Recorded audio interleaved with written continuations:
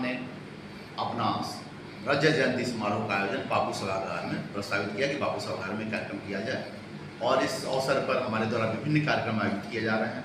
और रजत जयंती के अवसर पर विद्यार्थियों के लिए कुछ विशेष घोषणाएँ भी की जाएंगी, ताकि हमारे विद्यार्थियों को ये एहसास हो कि मेरा रजत जयंती है, संस्थान का नहीं। लीगल अवेयरनेस प्रोग्राम कम लीगल कॉन्फ्रेंस, इसका मतलब ये कार्यक्रम में क्यों किया गया?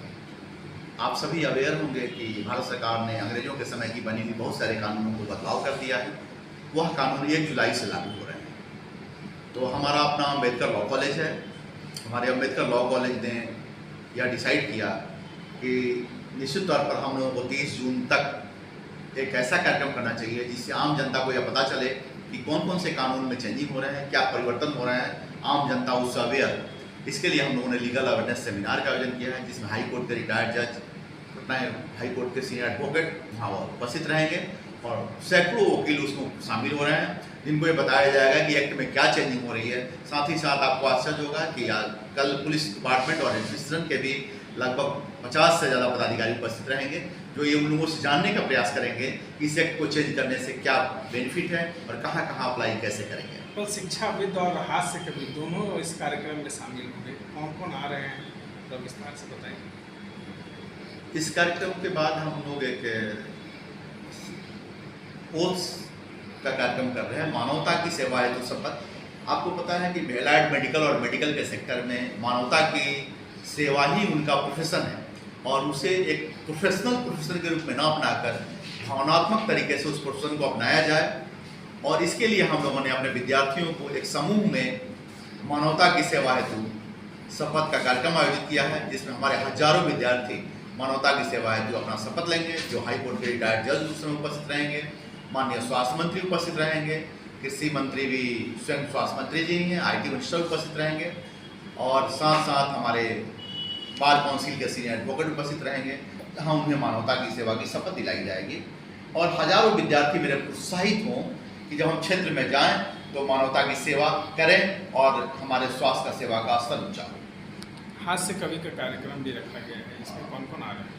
सभी कार्यक्रमों का समापन जब खुशी से हो और सब खुश होकर घर लौटें, और साथ साथ हम बिहारी हैं, बिहार के लोग हैं, हमारी हिंदी मूल भाषा है, तो हिंदी कवियों का सम्मेलन हो और सभी खुश होकर संतुष्ट होकर अपने घर जाएं।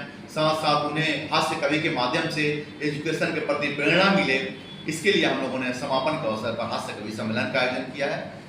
सिल्वर जो बहुत सारे चर्चित शिक्षाविद भी आ रहे हैं, तो कौन इस कार्यक्रम में हमारे संस्थान को शुभकामना देने के लिए पटना स्थित जितने विश्वविद्यालय हैं, जैसे Bihar university of health science, हमारा Aryabhatta knowledge university, Patna university, Maulana Maulvi university, ये सभी विश्वविद्यालयों के वाइस चांसलर उपस्थित हो रहे हैं। साथ ही यूनिवर्सिटी सर्विस कमीशन के चेयरमैन भी उपस्थित हो रहे हैं, जो पूर्व में पहले पटना यूनिवर्सिटी के VC थे।